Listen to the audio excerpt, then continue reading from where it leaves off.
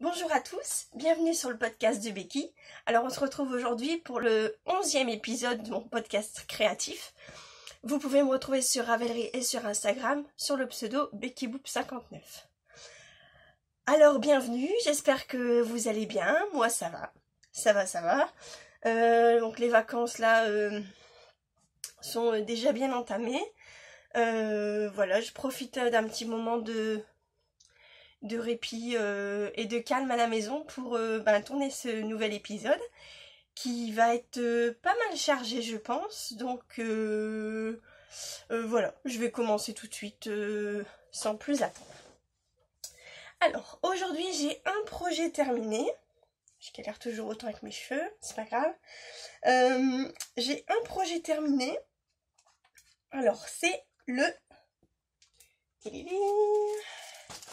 Alors, c'est le Philémon. Ça y est, enfin, mon Philémon est terminé. Je suis trop contente. Ça y est. Alors, je vais vous le montrer. Je vais vous le mettre pour vous l'essayer. Mais je vais pas le garder longtemps parce qu'il est très chaud. Alors, j'espère que j'ai assez de recul. J'essaie de pas trop bouger pour que vous bougiez pas non plus. Alors, voilà. Donc, le Philémon. Donc, il y a la petite torsade sur le devant, là. Vous la voyez ? Voilà. Alors normalement dans le patron, c'est des manches 3/4 je pense. Ça fait des petites manches. Et moi j'ai réussi à faire des longues manches. Donc je suis super contente. Alors, je vais essayer de vous le mettre. Je vais essayer de pas trop bouger. Et je vais essayer de me mettre un petit peu. Alors attention. Cascade. Voilà. Donc il est bien long comme je veux. Il arrive à peu près en dessous de mes fesses. Et il est bien large, donc c'est parfait. Il tombe super bien, même au niveau des bras. Voilà, il tombe nickel. Donc, je l'ai fait avec... Alors, attendez.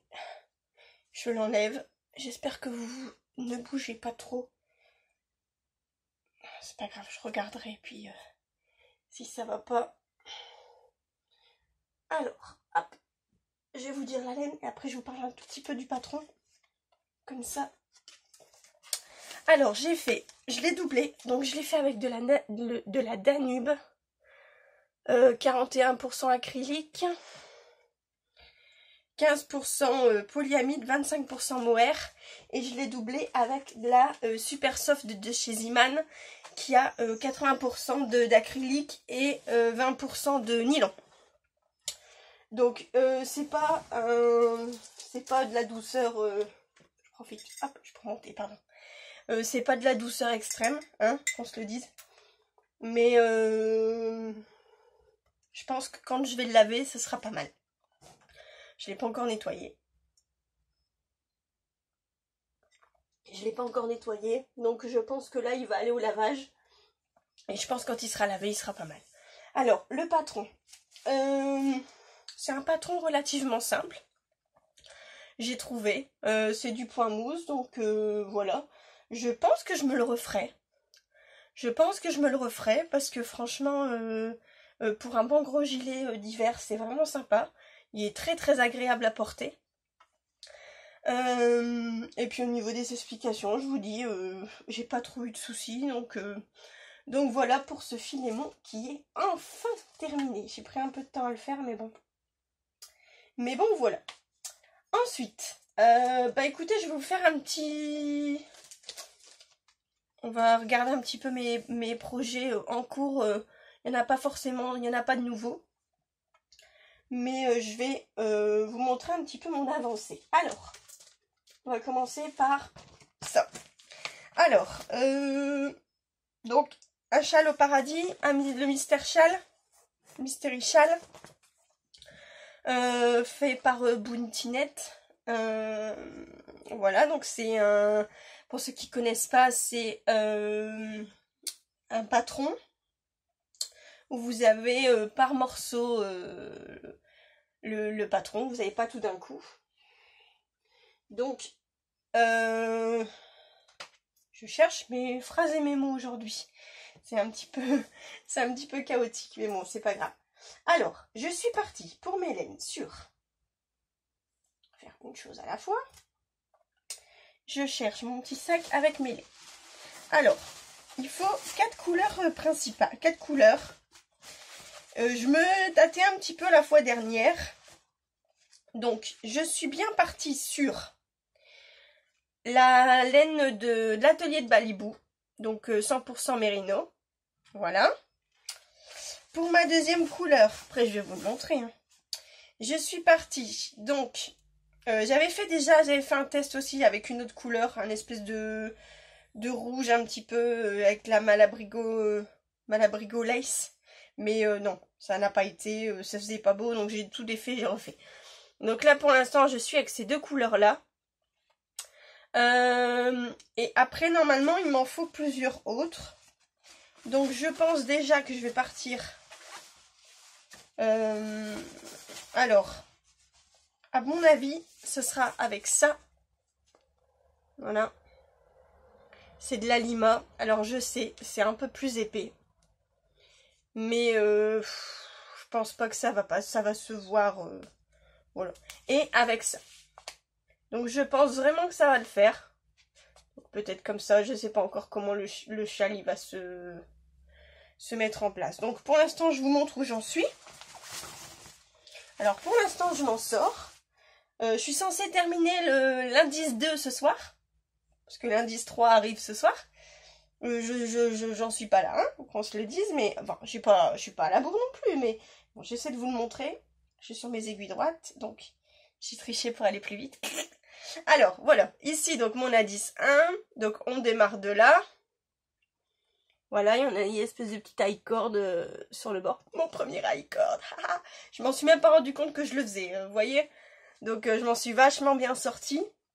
Donc après ici, vous relevez les mailles sur la high cord. Et après, il y a un petit point texturé. Je vais pas vous dire le patron non plus. Hein. Il y a un petit point texturé. Et voilà. Et après, on continue comme ça pour en diminuant et repartir sur la pointe. Donc voilà. Pour l'instant, super. C'est très intéressant. On ne sait pas du tout où on va.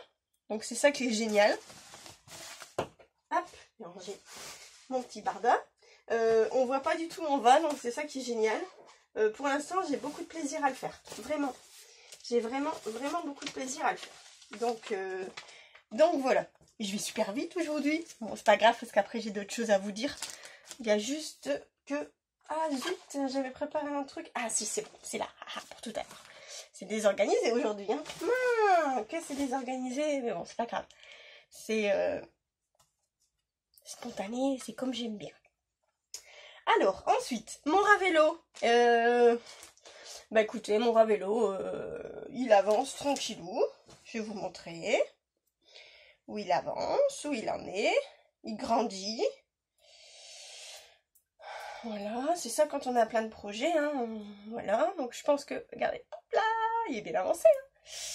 Hein. Bon, à mon avis, là, après, je pense que là, ici, donc là, j'ai bien avancé, vous voyez.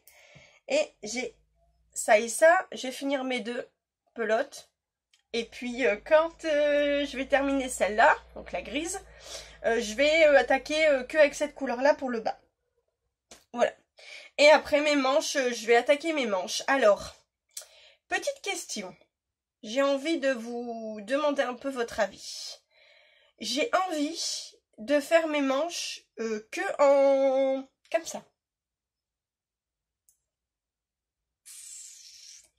Ou est-ce que je continue un peu mes rayures et j'attends d'arriver ici à peu près pour faire ça.